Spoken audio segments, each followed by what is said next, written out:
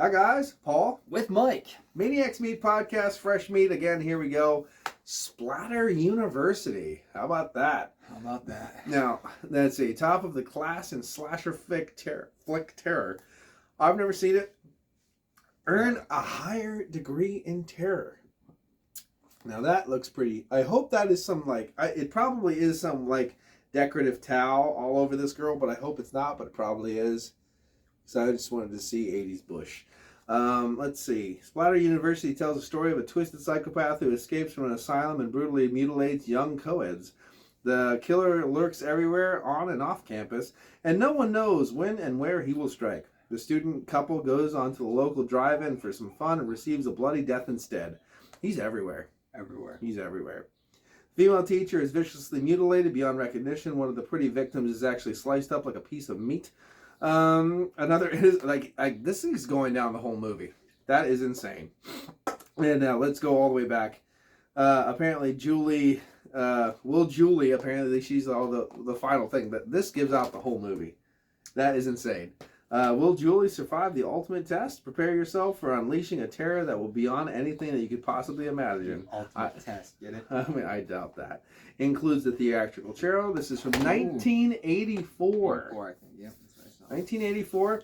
This was released by Elite Video, and I have another one called The Suckling, released by Elite Video.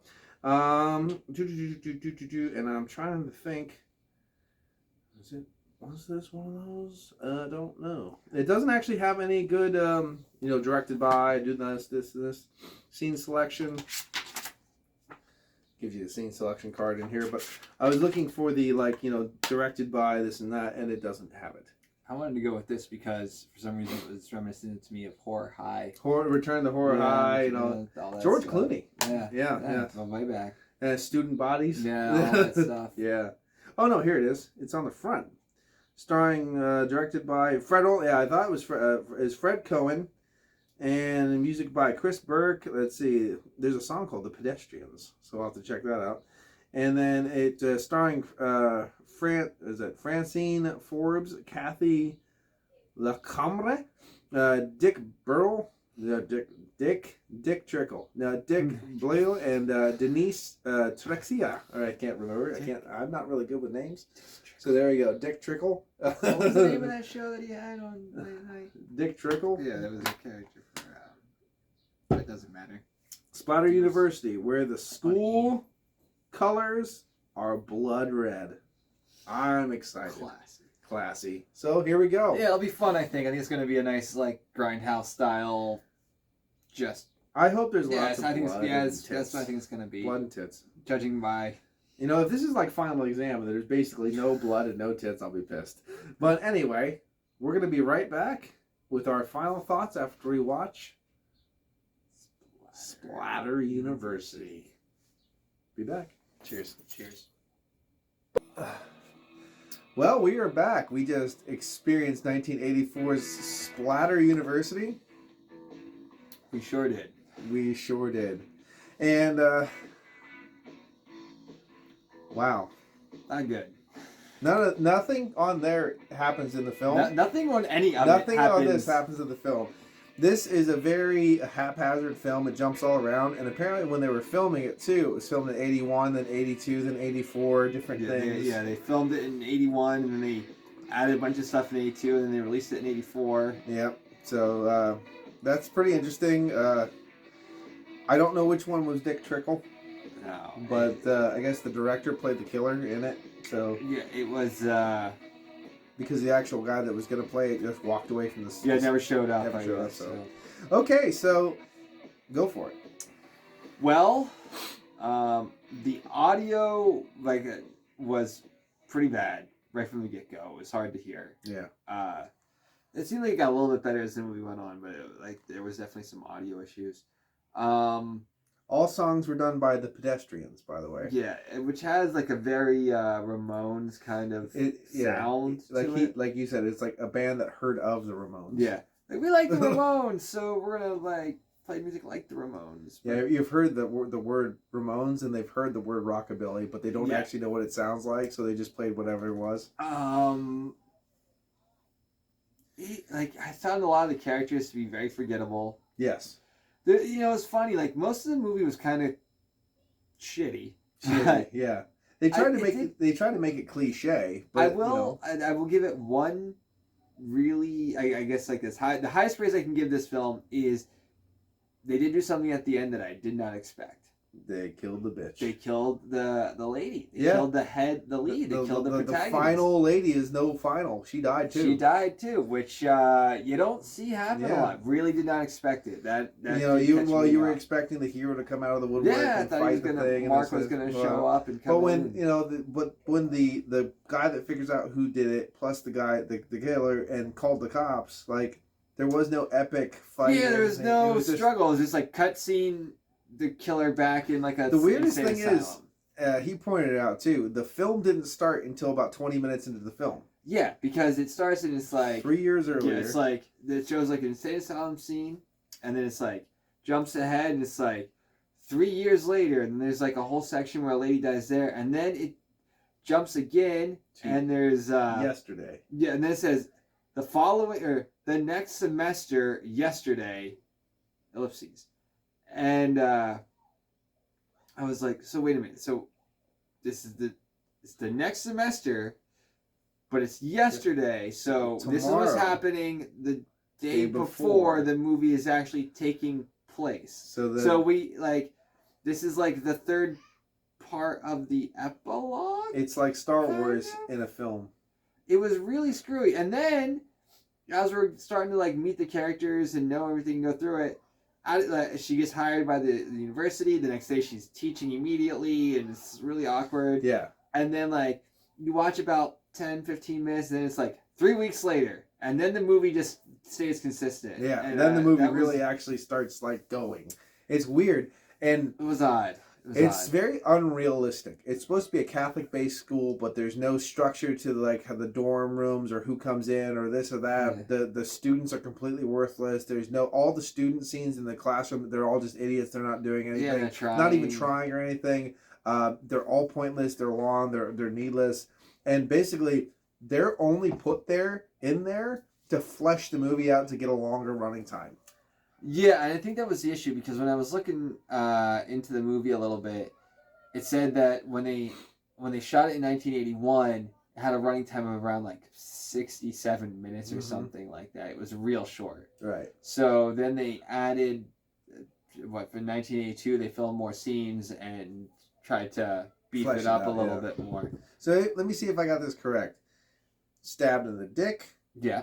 So it goes dick, tit, gut, forehead, neck, mouth, gut. Right. And then back.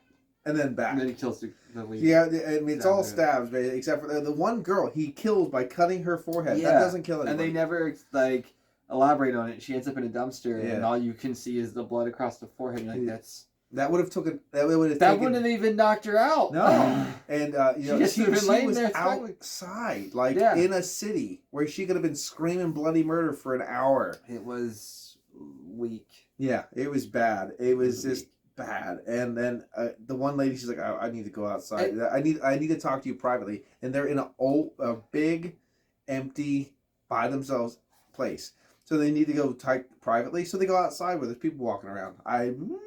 And it's a shame because if they would have made a film that was what this cover depicts it to be, it would have been way more enjoyable. There is no nudity in this film. None. I think it would have been way more enjoyable. The only nudity that you see is when the priest throws a couple porn mags in the garbage, and there's some tits on the one cover, and it's very, very far away, but that's it, and it's very disappointing. I was happy because the lead actress, when I was going through looking at stuff, I can't remember her name. Doesn't matter. It doesn't matter, really. She was in... Julie? Yeah. The character Julie? Yeah. The teacher. Yeah. She was in Ground Zero Texas, which was an old Sega CD video game, and when I was looking at it, I was like, oh shit, Ground Zero Texas! Like, that's awesome! That made me happy. Yeah, there you go. But it had a very because I was talking to you when we were doing some stuff about the movie. Yeah. It had a very Canon film kind of setup. They made the cover because apparently they made this and they released these promotional photos and stuff before they made prior the film. to even writing a script. Yeah. To try and get investors involved, which is a trick that the guys that did Canon used to do. They would go to film festivals and like Whatever make posters they would sold make the most. posters and they would sell the posters Yeah. and then they would run back and they would film the movie in like 2 weeks and then send some crap film Yeah. somewhere. They must be. Please rewind. Yeah, but it Be was kind, please rewind the very film. similar to that. So I'll never watch this again. No. I own it, but I'll never watch it again. There's no No. point. I like Final Exam better because it is more concise, consistent, and it kind of like starts as a mystery and ends as a mystery. You know what I mean? But it's like it goes in a linear fashion. This is just a mess. I don't know where they get these like the most terrifying film of the year, Rick Sullivan, Gore Gazette. There's no way he said that about this movie. He must have never watched it, or probably Gore Gazette never existed, or Rick Sullivan never existed. Well, it doesn't say like in reference to like it just says like maybe they just took quote out of context. Maybe that's a real quote, but just not Just for this film. just out of context. Yeah. It's not for this film. That was for maybe he did that for like Evil Dead '81. Yeah, You know, and then they just put it on there. Yeah, that makes sense. I can see them doing yeah. that. This is Bad. weak, and I also get bothers me when they're like Let the me cult see this. classic. Like I can't imagine this movie being a cult classic. It's just a That generic... looks like the pregnant girl, but with hair. Yeah, a little bit. Yeah. And that looks like the redhead. So these women were in the movie. Yeah, it's possible. But this is stuff that happened way before the movie was ever even made. Because she has a pixie haircut in the movie, and then she's got the big red crazy stuff because that side profile looks the same. But God, it was boring. It was bad. Yeah, it wasn't fun. It wasn't good. It wasn't good. It was one of those ones you could put it on at a party and it would just play, and no one would pay attention to it. Yeah, but like, at the same time, if you go see some like metal band you know, or something, they no, play like at the shitty same horror time, films in though, the background. let me take that back. Let me just hold up for a second. Why wouldn't you want to instead save the electricity and not play crappy film? Because this isn't even good for a party. It's not. It's not even party worthy. Because at some point in time you go, "Ah, look at that, that's stupid." No, but this didn't even have that. There was nothing that really caught like the effects. Nothing about the effects. Nothing about anything. And it cost $60,000. Like I said, the only thing that I thought was like that was a tip of the hat was the killing of the lead.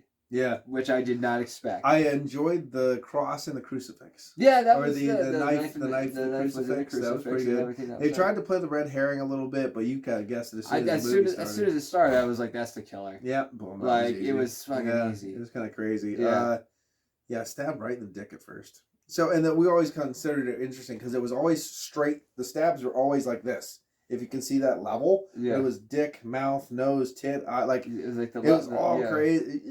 You know what I mean? But it was very interesting. I can't give this it exists. I'm gonna have to give it a lower than it exists. So average moviegoer, I'm gonna give this like probably a 1. Yeah. Yeah. Yeah. Nobody. Average person isn't gonna give. Because as a horror guy, I'm gonna give this a 4. Yeah. That's pretty bad. You know what? I'll give you a 4 too because as a horror there was stuff that we're gonna get interrupted here in about a second. Probably. So but there it is. You just get interrupted because so this is I'll give this one a 4 as a horror guy and a 1 as an average guy. Yes, same. Because like I don't know, it wasn't good. No, it was not good. It wasn't horrible, but it wasn't like I could watch it. Like I wasn't like groaning. No, like, if someone put this on again, I would have no problem with it. Yeah, it's just like, something that I will never put on personally. If I was somewhere and they put it on, I'd be like, look, if this is really what you want, it's fine, but I don't know why you're wasting your time. This is nothing good. Now, if it said one of the top 10 classic horror like school horror flick slashers, I can see that because there's not that many of them from the 80s. There are probably 10 of them from the 80s. This would be number 10 out of if there was 10 of them. But if there was 10 of them, if there was 11 of them, it wouldn't be on the top 10. This would be 11. You know what I mean? It's going to be the bottom of anything that you pick. Yeah. Because Return to the Horror High is better. Student Bodies is better than this, and that's a comedy. You know what I mean? So I'd watch like Dorm the Drip Blood, April Fool's Day. Those kind of things are better than this one. So like Final Exam, Night School, kind of things, like they're better than this. So Graduation day is another one. Are we strictly with like school kind of? Yeah, school things. I mean, like they're all better than this. Yeah, what's that one? Oh, there's So that one is. yeah, I can't even think of the name right now. yeah. But yeah, it was weak sauce. Weak sauce. Yep. But they tried to go for the blood thing. Like when someone got cut a little bit. I mean, Yeah, she got stabbed in the boot and she was literally completely drenched with red. I mean, they did try. I feel like they did try. I think the area when she was stinking up the school, like the body was, and they found the body, that was pretty good. Yeah, it wasn't bad. You know what I mean? That was pretty good. But other than that, yeah. Because when you die, you poop. But you know what I mean? It's one of those kind of things. And we get to see the girl pee. That was fun. She got on the toilet and she took a little wee-wee. That was good. And then she got stabbed in the gut. At least she went before she died. Yeah. So anyway, yeah. And she just peed. Nobody sits down and draws all over the sides of the things if they just pee. That's a long. I mean, maybe girls do because they sit down. Yeah, but that's a long crap thing because they got to figure out what they're gonna do, and then they get bored, and then they do it. You know what I mean? So come on, think about this. Very unrealistic. But anyway, yeah, that's Slasher University. Well, this has been Paul and Mike. ManiacsMeat podcast. So here we go. Cheers. Watch that finger.